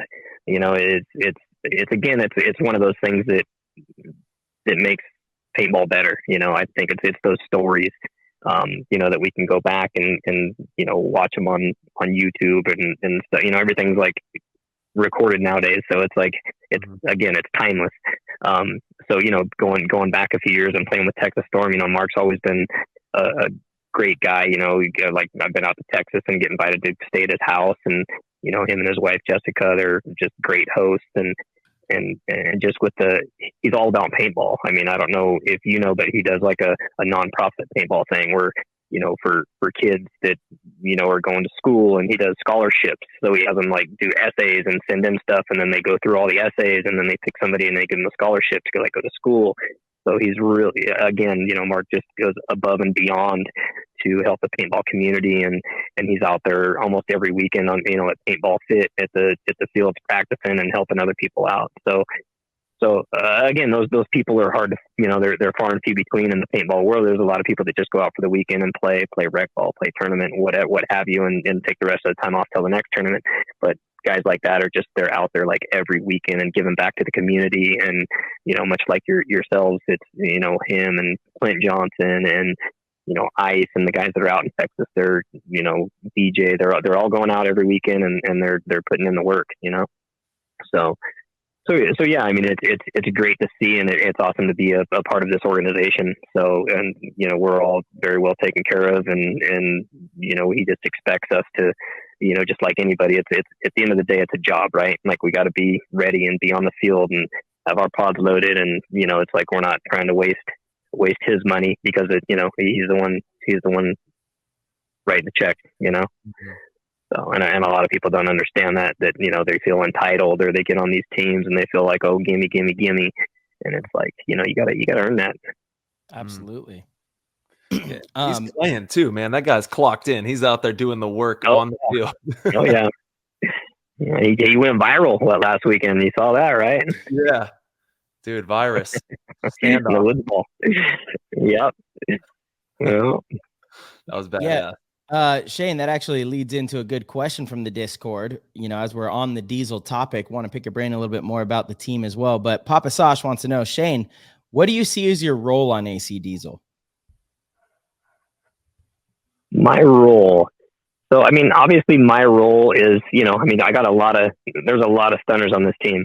So it's be ready at all times, be there for the team, whether that's still in pods, helping out with the coaching staff, taking notes, sitting in the stand, watching games. I mean, we're all role players, and the more role playing you can do, the better you're going to be at the end of the day. So I think a lot of people are really one dimensional, but as we're all paintball players at the end of the day, right? But there's just so much more to the game than just being a paintball player. It's like, a lot of people get stuck in just like, they want to get better at paintball. Well, there's, Marcelo coaches now. So it's like, that's a whole nother aspect, right? So it's like, now you're coaching, there's learning the game, being clock management. It's, seeing when people are tired, changing them out. There's so much that goes into one match that people don't see. It's like the Wizard of Oz, right? And it's like the guy controlling everything behind the scenes, right? I mean, it comes down to the guys loading the coolers with drinks, and what drinks do we have, and what food do we have, and if your paint's on in an ice chest, it's like there's so many little things that it just goes so deep. And I think a lot of people don't understand that, even as players today, even as professionals today, that I see that they're just about being there and waiting to get their name called or playing on the field, and they don't really even pay attention to the clock because they think that's the coach's job. Or so, I think the more you can learn and absorb that knowledge, the better paintball player you're going to be at the end of the day. Because when you're in a situation on the field and it's a crucial situation where it could be a time management thing, you need to look up at that clock and be like, oh, I need to go, or I need to, run this point out, and we can win the game just by that way. There's so many facets to winning games and doing that clock management. So, I just always try to tell people, like, there's more to it than just playing paintball. It's like, there's so much more to this game. Yeah, man. Dude, that is so well said. I think Tyler was going to say, we talk about that all the time on the show. There is so much that goes into winning that people don't realize. It's not just about showing up and playing good paintball. That's a small part of it, you know, and you have to play good paintball in different moments at different times and get different types of play from different players on your team at different, you know, points in the event, and all the outside stuff. You have to composure and understanding, experience. That's why like experience in this game is timeless, and having somebody like yourself on any team would definitely bring value in that sense of, you've been around, you've seen it, you're poised in those scenarios. So I mean, you know, back to that question, like, what's my role? I think my role is just be ready to step on the field at any given time, and if I'm not on the field, be there for the team, be there pumping the guys up in the pits, you know, making sure the paint's not on them, you know, and it's like, you should never feel like you're above anybody else being a professional. I always tell that to people, because some professionals are, you know, they get cocky, they think they're too good to fill pods, you know, they're too good to run out and grab the pods off the field like if the point's over. And it's like, you know, that's, you know, your ego's just getting, your head's getting too big when you're a professional doing that. And it's like, you should be there for the team and be there for everybody else and be helping out when everybody's filling paint and, you know, pods need to be picked up. It's like, it's not the coach's job, it's not the other player's job, it's the team, you know, and the more people can be a team player, the better that team is going to be at the end of the day. Mm-hmm. Well said, brother. Yeah, man. Such wise words, Shane. And that's it, dude. It's all about playing team paintball and being the best teammate possible, right? Like on and off the field, no matter what the circumstances are, be the best teammate that you absolutely can be for the organization, for everyone that's trying to accomplish this common goal, because we're all on a mission together to get that win. And however we get it, if we do it together, we got a really good shot of accomplishing that. But it's when, like you said, ego gets involved and all this other stuff, it can be a real fracture in a lot of teams that think that, you know, they're too this, too that, to do any of these things. But at the end of the day, man, we got to come together and do whatever it takes to win. Word. Yep. Yeah. True. Whatever it takes, man. 100%. And it's a lot of different things. Ty, the Discord is popping with questions. Yes, it is. Well, let's get to them. Yeah. I've got a good one here from Dev. Hey, Shane, what works best for you, ibuprofen or Motrin? You know what? I'm not much of a when I get a headache, I'll take some ibuprofen, some Advil. But other than that, I don't really like for bones and achiness and stuff like that. It's just natural, whatever, you know. I only take if I have we call them PBHs, paintball headaches. You know, if it's real hot, like out in Texas, like it was after a long day, it's like, you know, I'll be like, hey, somebody got some Advil. Yeah. So, well, it's the yelling too that really gives you a PBH, man. Just screaming in the heat all day. Yeah, for sure. Yeah. All right, so I got a fun game we're going to play. We're going to run down. I'm going to say some of your teammates' names, and then you just say like a sentence or like an adjective, something to describe them, and kind of, you know, just show love for the squad. It's team paintball, like we just talked about. So we'll start with Spica, Kyle Spica. Smart, game player, you know, knows a lot of like what I was just talking about knowing a lot of not just paintball, you know, the coaching, clock management, smart paintball. Here we go. Goldman, Mr. Alex Goldman. Savage. Snake God. Savage. You know, Mouse has come a long way. You know, I've been in this game a long time and fortunate enough to be around Mouse when he was a little youngster and skinny with braces and big ears. So, but me and Mouse talk a lot, and you know, it's I call him and tell him that, you know, after like a podcast when he was on with you guys, and, you know, just tell him how good he is at talking and speaking and well versed and talking about paintball. So again, it goes way beyond just playing paintball. I mean, we all know Mouse is that good in paintball, but it's the off the field stuff and in the pit stuff, and, you know, we talk about things that are the mental part of the game. So, you know, if I can give any knowledge, then, you know, that's I think I help Mouse in that department. Yeah, dude, we've been having a lot of fun on PTG with Mouse. He's been dropping in quite a bit. All right, let's go with Andy Horvath. Andy's been around. We've been around a long time too. He's another legend. You know, been up through the ranks and been playing against each other. You know, he's back in the far side days and the woods days, and just a great person. Always there when you need him. You know, if you need something, I've called Andy and been like, hey, I need a ride, and you know, he comes and gets me. He's in the Bay Area, but when I go on trips and stuff, if I got to fly out of San Francisco, I park my car at his house, and you know, he cruises it around, and then when I get back, he comes and brings it back to me at the airport. So yeah, just great dude. Dude, Andy's the man. Shout out to the Yay area one time. And good back player. Yeah. So dude, Andy lays it down. Andy can shoot the paint. Yeah, he's hard to put in. Yeah, he's going for it. I just got a couple more, and then we'll move on to the Discord questions. Let's go with BJ Henningberg. Fast. BJ's got some speed. He's up in that old man category now too. He's going to play in the Masters with Mark and the boys. So you know, he's gonna get to go over there and experience some Paris stuff and have a lot of fun. But yeah, BJ's you know, he's a serious guy. He's hard to get him to crack smiles and stuff, but you know, we get him laughing and but yeah, he's a good all around Texas boy as well. Yeah, he is. But he's got some speed. He's got some wheels on him. And then let's go with J-Rab. Obviously, I got to ask about J-Rab. J-Rab's just you know, consistent. It's, you know, he's always back there lurking. So, and you know, knows the game. You know, he knows he's got your next move already planned before your next move's planned. Mm-hmm.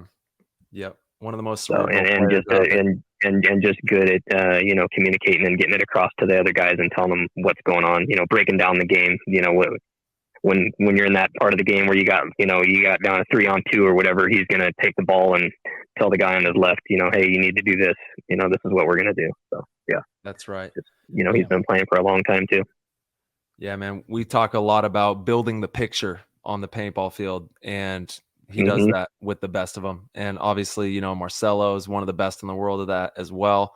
And it's all about just taking the time to look around you, assess the situation, and build that picture in your mind of what's actually happening and how we can win the game.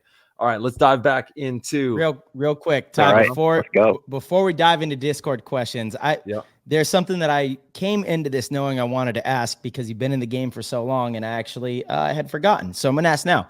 Okay. Shane, if you could choose one paintball trip that you've been on to have a short film produced, and the character didn't have to be you, so the stories wouldn't be related to you, but from a pure entertainment standpoint, what trip would it be and why? It would probably have to be the Malaysia trip.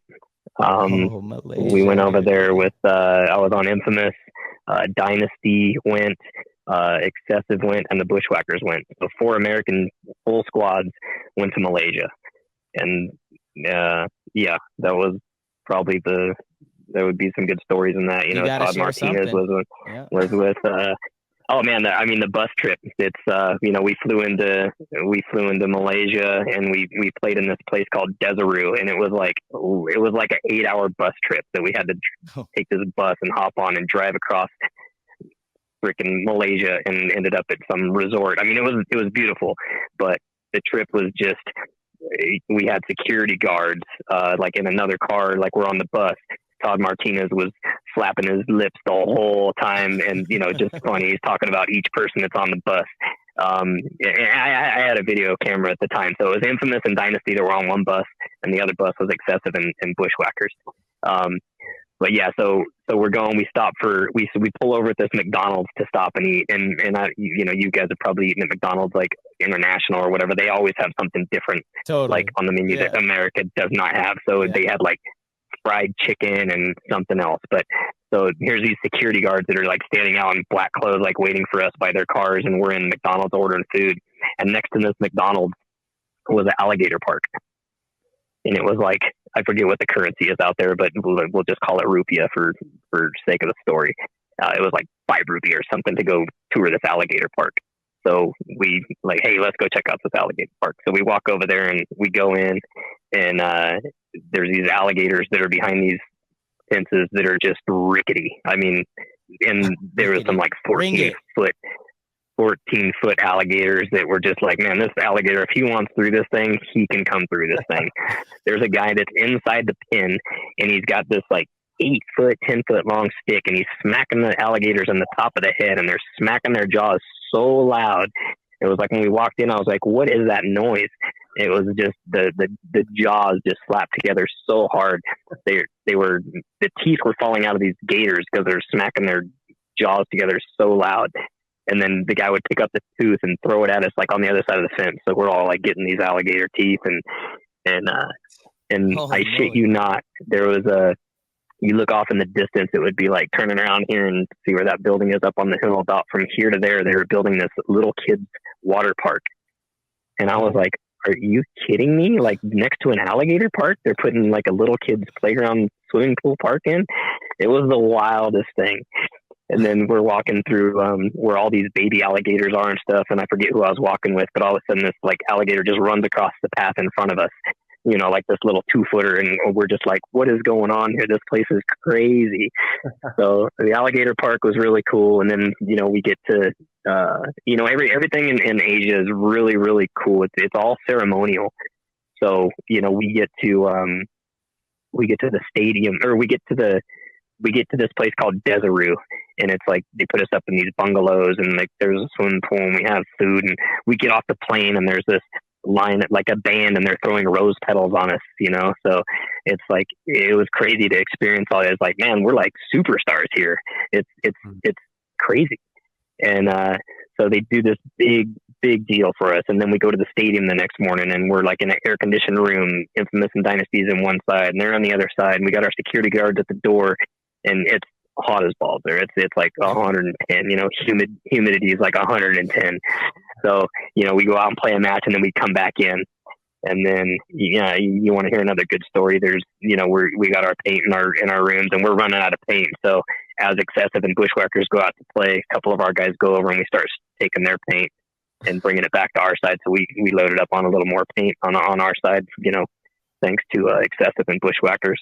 So, you know, those guys will probably be like, "You guys stole our paint." That's where that went.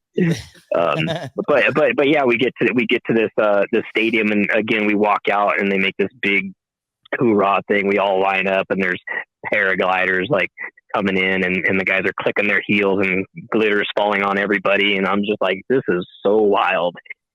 But yeah, I mean, Malaysia, that would have to be my answer. Dude, Malaysia, that's one of my favorite places that I've been to for paintball as well. The Langkawi events were just amazing. Yeah, and we didn't want to thank you, Glenn Pakamoto. It was Glenn, Ryan Greenspan, myself, Davey Williamson. Glenn looked up because we didn't really want to ride the bus all the way back after the tournament, right, and listen to Todd. Yeah. So we Glenn looks up. We went early in the morning. They went and hopped on the bus. We went and hopped on a ferry and went over to Singapore, and one of the guys' families picked us up in a minivan and took us all around Singapore. So we got, you know, go to Chinatown. We went to the lions spitting out the water. We got the full tour, and we were in Singapore all day. And then, you know, it was like $120 or something for a plane ride back to Malaysia.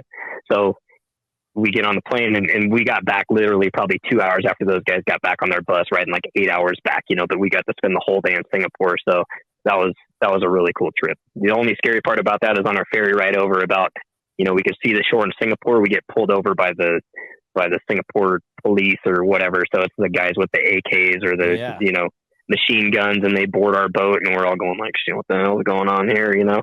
Mm-hmm. So they were just checking their papers and all that. So that was a little, you know, when you don't speak the language, it's kind of like, oh, what's going on? Especially when you see all the signs there that are, you know, you take any drugs in or anything else, it's like execution. Yeah. You know, death penalty. It's like they don't mess around over 100%. There. Jeez. Yeah, it's always scary anytime you run into authorities overseas, even if you know you're doing nothing wrong. You're just like, right. I know I didn't do anything wrong, but I'm still scared, you know, just because, like, you just like, are you going to get the shakedown like you're in Mexico and they just want money, or, you know, you're in Bali and they just want money? It's like, yeah, we had these we were in I think it was Toulouse. This was back in like 2010 or 11. It was me, Archie, Kyle, Scott Kemp, Grayson. There was like a bunch of us Sunday night, and I forget the 5 that were in the car driving back from the bar to the hotel, but we had one too many people in the car, and we got pulled I'll make a super long story short, but we got pulled over by the police, and they like made it this huge deal. They put us on the curbs, put us in handcuffs. We're like, this is a big problem. We were leaving the next morning. Our flights were out the next morning. We're like, we're screwed. What are you talking about? Like, this is very big problem, like giving us all this shit about it. They were searching the car, and once they realized that we didn't have any drugs or anything in the car, they came back and like picked a few of us up, and we're still very stern and serious and like, okay, like I said, big problem. We have to take you to the station. We're like, what are you talking about? And all of a sudden they just start laughing, and they're like, everything's fine. You guys can leave. Thank you. Sorry about it. They just wanted to make sure we didn't have any drugs or alcohol in the car, but they were totally screwing with us. And like, dude, it was, I mean, I was panicking. Not a good feeling. This is not a good feeling. Not I'm a like good 20 feeling. years old, something like that. Yeah, that's not good at all. Scary stuff. Yeah, and I've had a bus ride experience too. My very first time ever competing in Europe was in 2008. We flew into Lisbon. I was playing with Lisbon Benfica. Had a great time in Portugal there. Went and got to go into the Benfica stadium, the soccer stadium. We took photos because the paintball team was connected to the soccer team, which was really cool. I should say football. But we had to take a bus from there to Malaga, which is where the first event was. That you remember that event right there on the beach. It was supposed to be like a 7 or 8 hour ride. It ended up being like a 22-hour bus ride, packed full of people, no air conditioning. It was so miserable. Like, people now, they're like, oh, you only fly Delta, you only do this, you're so high maintenance. I'm like, dude, I have paid my dues. I have paid my dues. Yeah, if people only knew the things we do for paintball. Exactly. I have paid my dues. I'm not doing the 20-hour bus ride and to the train, to the taxi, to the maybe someone will pick you up at 2 a.m. It's like, that stuff's not gonna fly anymore. Yeah. But builds good character. They're amazing. I'm still telling those stories to this day. Yes. Yeah. Yep. And it makes for good stories later on. You go back and tell those stories, and it's fun. Totally, 100%. May not be so fun at the time, but after and you make it out of there and you get let go, and it's fun. Yeah. In the moment, when you're tripping. you don't have Wi-Fi over there either at that time. Back then, like, there was no such thing. You don't have Wi-Fi over there. So you're just on this bus with nothing. I didn't have an iPad. I don't think iPads weren't even a thing. I don't know. Maybe I had a book if I was lucky. I don't know. I don't think I had any sort of entertainment. It was just, a bunch of people that I didn't know on this bus. It's crazy. Just running rogue. Yeah. Running rogue out there. For sure. All right. For my next Discord question, we got Bitter Medic. He's wondering, Shane, what direction is Northern California paintball heading these days? It's what do I want to say about Northern California paintball? I mean, I wish there was more fields like back in the day when we were growing up in Northern California. It's just not, the economy is just not set for that right now. I think with where we're at and the generation that's coming up, they don't have the money and just like the sponsorships and everything else. I think stuff really thrived and, from 02, 03, 04, 05, and 06, and it started kind of tapering off in the paintball. But we got some great fields out here in Northern California. We got Dave Baines at Capitol Edge. We got Mike and Davis. There's one in Fairfield. There's still Wild Adventure Paintball Park. So I mean, there's still paintball. In out here, it's again when it gets really smoking hot, like over 100. You don't see as many people out there, but like at Dave's Field, you see a lot of the DMG crew practicing and keeping their skills sharp and the rec ball. But it's not when it cools down and gets in the 80s and 70s, you definitely see a lot more people out there. Yeah, and shout out to Modesto as well. Extreme Paintball still going strong out there. Yep. Yes. Yeah, Modesto. That's part of NorCal as well. Yeah, man. We've been blessed to be able to see so many different paintball fields across the world, and the NorCal Valley and the Bay Area, and even as you move north from the Central Valley up into the top of California, there's a ton of great paintball that's still being played all over the place. So be sure to support your local fields and stores.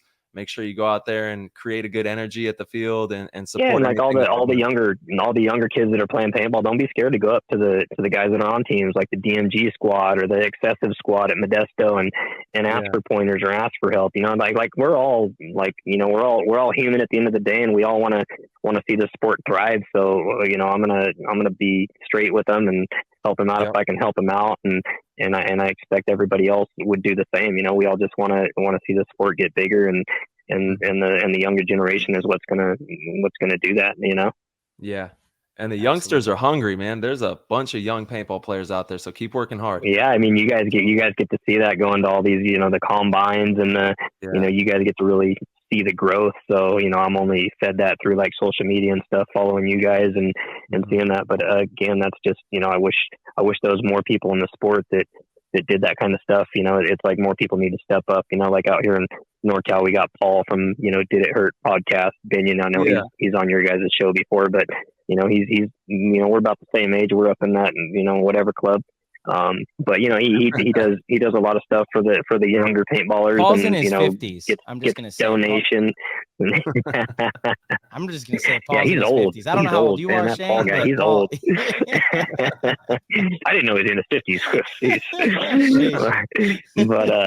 But yeah, I mean, he, you know, like giving back to the sport. You know, he asks for donations from people, and he goes and gives that to the, you know, the people that can't afford to buy a pair of pants or buy a pack or.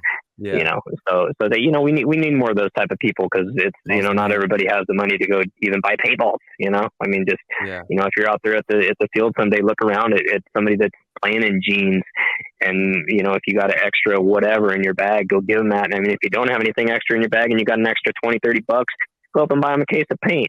You know, or just give them a bag of 500 paintballs. I mean, you'll see the smile and the, you know, the respect from that when you do that, and you know, and those kids remember that, you know? Yeah. 100%, brother. Big ups to Paul one time. Let's go, Paul. Yeah, we got a question from Paul here too, actually. Yeah, you know what? I'll ask one. Perfect timing. And you did kind of already answer this. It's the only reason I wasn't going to ask it. But he just brought up the OG. So he goes, Shane, thank you for your encouragement and friendship. Please share what is your biggest concern all of us OG players should make sure never happens when it comes to our health to compete in our great sport. He thinks that health is not talked about enough to encourage many young players. But I think you already made it pretty clear. You just got the genetic lottery, baby. Exactly. You know, it's again, I don't have to, you know, be in the gym 3, 4, 5 hours, or, you know, 5 days a week, whatever it is that people go to the gym. I don't know. So, but you know, I'm out there running around. My kids keep me busy. You know, I'm out there chasing the 5-year-old and the 9-year-old, and you know, and you know, shout out to kids. Like being a dad is like the best thing ever. It's just you know, as they get older and develop, and you know, you get to see them go to t-ball and soccer and little league, and you know, I'm fortunate enough where I can go help like coach the little league and, you know, be out there for the rest of the kids, and it's really like, for me, it's getting out on that little league field, and it just brings back nostalgia for me. Is me coming up and playing little league, and now I'm out there with my kid and throwing the ball at, you know, pitching for him and his buddies on the team. And you know, when you first get out there with t-ball or the first season of little league, it's like, you know, like, oh my God, it's like herding cats. These kids are freaking, you know, counting the mosquitoes in the air and picking up dirt and sitting on the ground, and you're just like, man, these guys are terrible. But then after the season, you see the progression, right? And then all of a sudden they're catching balls and they're throwing them to first and they're hitting it off the bat, and it's like, to experience that is just it's awesome, man. There's nothing like it.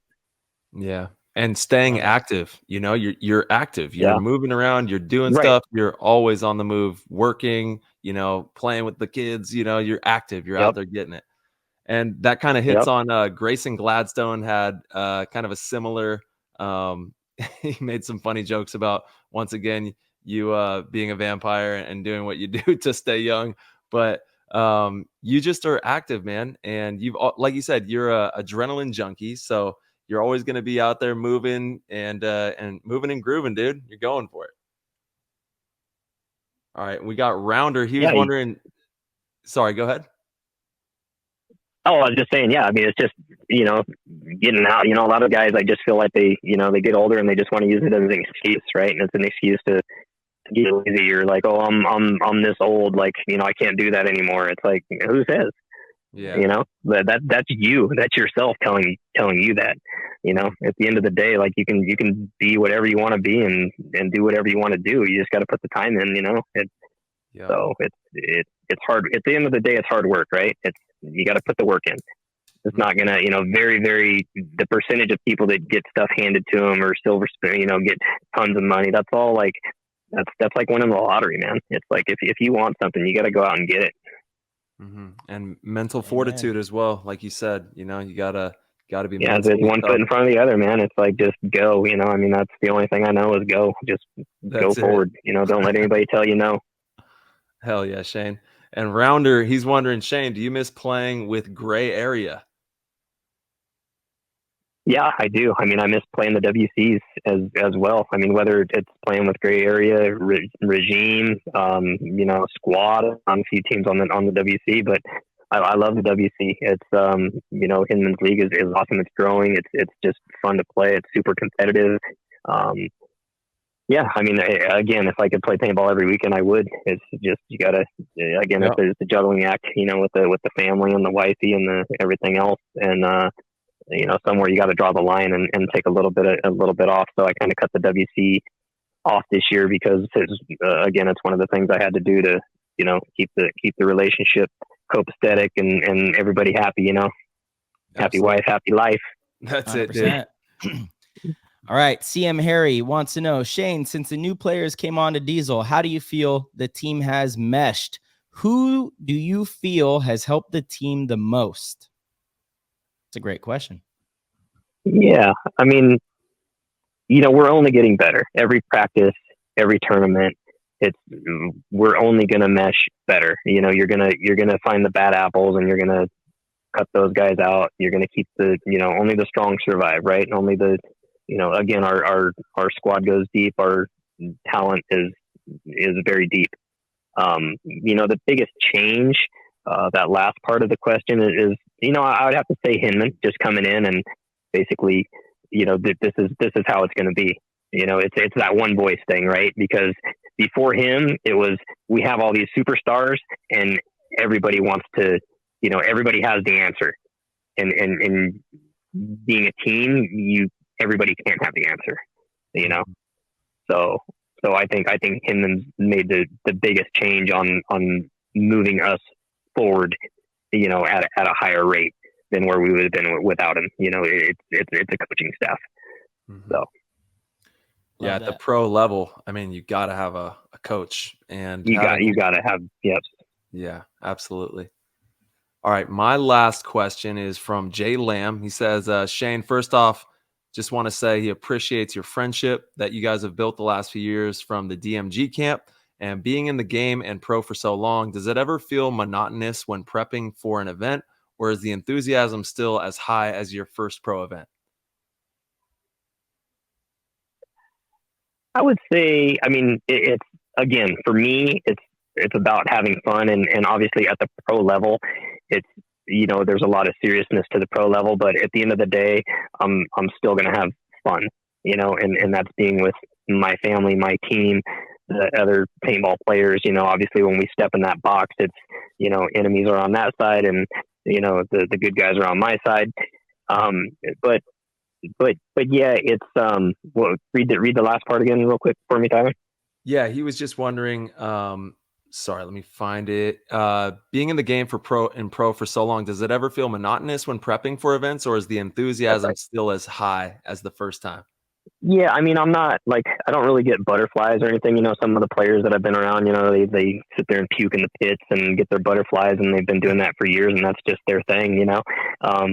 But you know, for me, I'm just pretty, like, it's not monotonous. It's just, you know, that the intensity is always there. I mean, maybe, you know, at coming up through the ranks and being on those first pro teams and winning a first event, and yeah, those are probably higher, you know, enthusiasm getting those wins. I mean, it's always, you know, wins are always wins. I mean, it's like you guys have a ton of wins, right? It's always that feeling you get.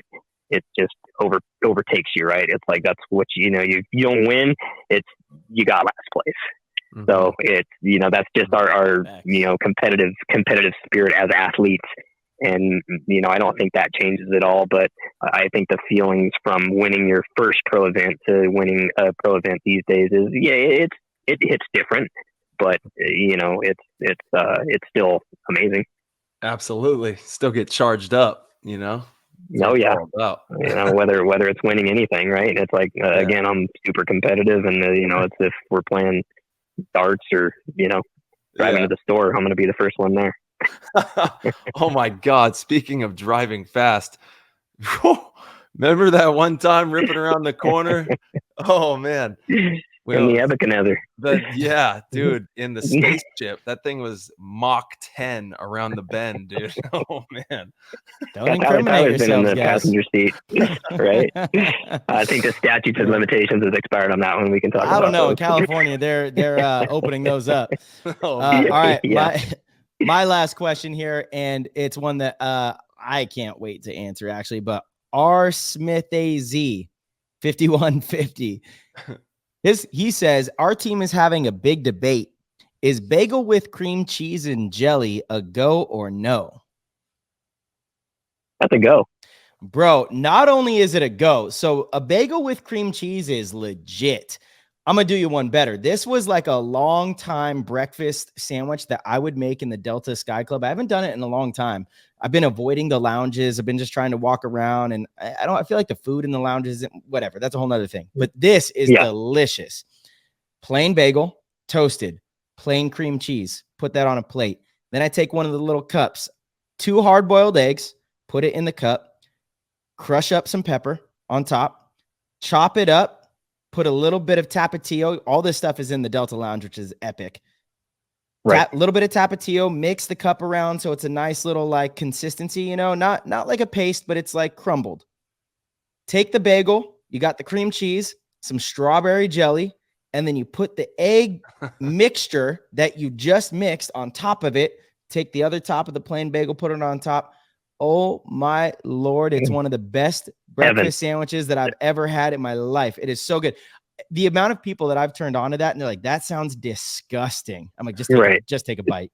Just take a bite. Try it. They take a bite. They're like, oh my God, this is so good. So not only is it a go, it can go so much further. But yes, it can go further, with cream cheese and jelly, that's amazing. That's full send, baby. Yep, that's definitely a go. Full send. I love it. Shane, before I let you go, I want to know jersey number. Your number 20. Is there any significance to the jersey number, and when did you choose that number? He's 20 years old forever. What do you mean? Right. Yeah. I'm stuck, baby. No, that's a great question. And I was actually going to ask you guys that question because I didn't know if that was part of your show. Like if you ask, like, what's the meaning behind people's number? Because I was going to suggest that to you guys, but maybe that's already a thing. Yeah. But I was just going to say that should be like in your guys' repertoire that you always ask, like, does your number have a meaning, or is it just a number that you got given to you? Like, here, you're this number. Yeah. Right. Yeah. So my number is hold on, Roboto. We lost you for a second. Oh, you got me now? He's back. Yeah, we got you. All right.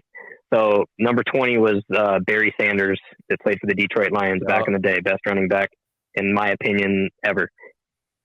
He retired, got out of the game before his career was in, he could have went many more years. Obviously, Emmitt Smith broke his record, but, that was by default because Barry just hung it up. But I think that was just who knows the real story, only Barry knows. But that was just being stuck at a in the Detroit Lions franchise or whatever, and couldn't really get out. But to me, just, if anybody's got time, go pull up some Barry Sanders stuff on YouTube. And, so what Barry Sanders means to me is when he gets done, he's very humble, right? He lets his game speak for himself. So he's not out there chanting up like a Chad Ochocinco or, a showboater. When he gets tackled on the field, wherever he gets tackled, the guy stands up and goes and hands the football to the ref. After every time he touches the ball, he makes a touchdown, he stands up, he hands the ball to the ref. So to me, just that humbleness of, doing your job and, letting everybody see those actions speak for themselves, that spoke immensely to me. So, and just his moves in general. I mean, there's nobody that had moves like Barry Sanders. You know, like another person that I watched growing up was like Walter Payton. And, you know, they called him Sweetness, but like his running style was amazing as well. But Barry's he was a different breed, you know, and there's really been nobody like him since him. So, and again, being humble. If you look up some stats on him, it's when he was going to break a record in like the last game. I think it was, I want to say it was like Christian Okoye was like on his squad, and he came out and he could have went in to break the record or get the Heisman. Something. I mean, he did get a Heisman, but the coach was like, "Oh, don't you want to go in and break the record?" He's like, "No, I don't care about the record. Let him get it." So, you know, he stood and watched on the sidelines while, you know, he didn't go get that record. So it's just, that's super humble. And like, you know, he wasn't a record chaser. He was just about being there for the game. But again, you know, if you got time, go look at some of Barry Sanders stuff. And, you know, it's, you know, I had some idols in my lifetime. You know, I grew up watching Mike Tyson when he was 19 years old and winning a heavyweight title. And, you know, I really looked up to Mike Tyson and Barry Sanders and Walter Payton. And it's like, I was not much of a, what I want to say, like, I was more of a one person follower, like a Bo Jackson. You know, I kind of like the Raiders. I kind of like, you know, I obviously like the Lions a little bit, but it was like I was more following the players. You know, it was like I really wanted to see like Bo Jackson do good and Walter Payton do good and Barry Sanders do good. And so whatever team they were on, that didn't really matter to me. Yeah. But damn, just some of those people. So that's where I kind of went with the number 20, was because of Barry Sanders. Damn, that is outstanding, man. Yeah. What about your guys' numbers? Well, mine is number 12, and it has a lot to do with like the constellations and you know, it's like the months of the year, the clocks. If you look at the framework in which we exist, it's based off of like a 1260 math system. So 12 also resonates in a lot of different frequencies and ways. So that is why I chose the number 12. Number 12. Got it. All right, Marcelo, you're up. Yeah, mine's 33, and it was always my dad's favorite number. So growing up, anything that he, whether it was a screen name or a jersey, whatever, 33 was always his number. And so when I turned pro in 2006, the Ironman asked me what number I wanted to be. And I hadn't really thought about it up until that point. And I said, you know, I'm going to be 33. And my dad loved it. You know, I loved it. Thought it was very aesthetically pleasing. 33 is one of the master numbers. You have 11, 22, and 33. So some numerical significance there. It's pretty powerful. Yeah. And never look back. You know, it's a number that I see all around me. It's interesting. You know, I'm sure you could chalk up some of it to, obviously you pay more attention because it's your number, but it's weird the amount of stuff that I connect with that has threes or 33 in it, you know? Right. But yeah, mostly it was my dad's number and my connection with him. And, you know, he was always super proud and happy that I wore the number. And so, yeah, I'll never change it. No way. Nice. Awesome. Yeah. It's kind of crazy. Like, I've been on so many teams, and, you know, I've gotten to rock the number 20 for a long time. And when I did get on Infamous, Gino Benedicto had number 20. That's right. So I was like, oh shit, I got to pick another number.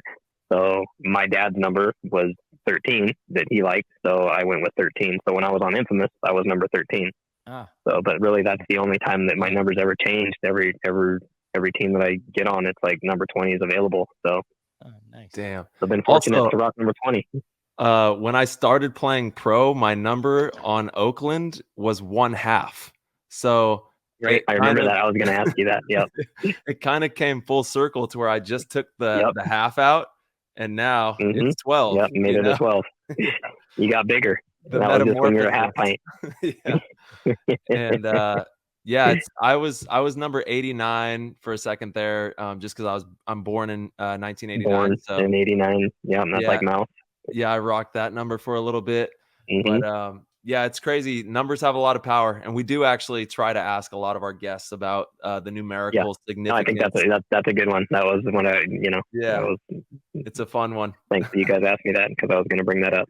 Yeah, man. Well, Shane, dude, we love you, man. You're an outstanding guy all around and an outstanding father, husband, paintball player, and we salute you for everything that you've done in paintball over the last 20 years. So thank you so much, my man, for coming on the show. Yeah, baby, we got him. Love you guys, man.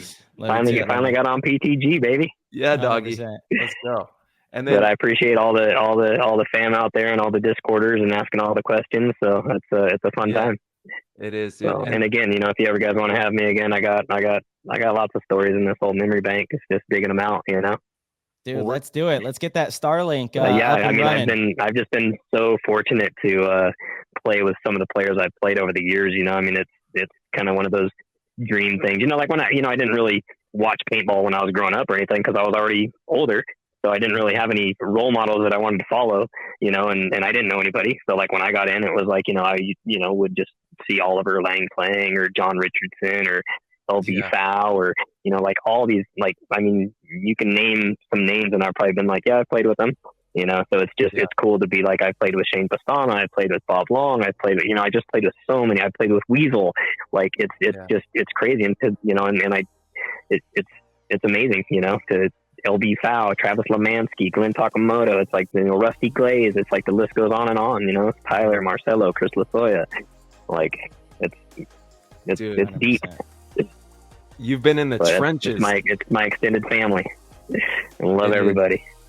And we love you, bro. And you be safe. Give our love to the fam. And we will see you shortly out here in Chicago. All right. Yep. Couple weeks. Yes, sir. Hell yeah, all right. Brother. Love all you guys. Thanks for having me on. Love you, brother. Peace. Later. PTG Nation, thank you guys so much for tuning in and rocking with us. We really hope you enjoyed that episode with Shane Howe. He is one of the triple OGs in the game, proving that you are never too old to play this game at a high level as long as you take care of your body and really do the work mentally. This game is all about making good decisions, and there is so much that goes into winning. Shane really highlighted a lot of the important details and things that you can do outside of just playing. The game, it takes a lot of different things to win, especially at the highest level. And Shane has been a massive value to any team he's been on for the last, 20 years. So again, hope you guys enjoyed this episode. If you did, please head over to ptgpaintball.com. Click the orange link at the top left hand of the screen. If you guys would like to ask questions to our guest, we do a good job of letting you know what guests we're going to have on.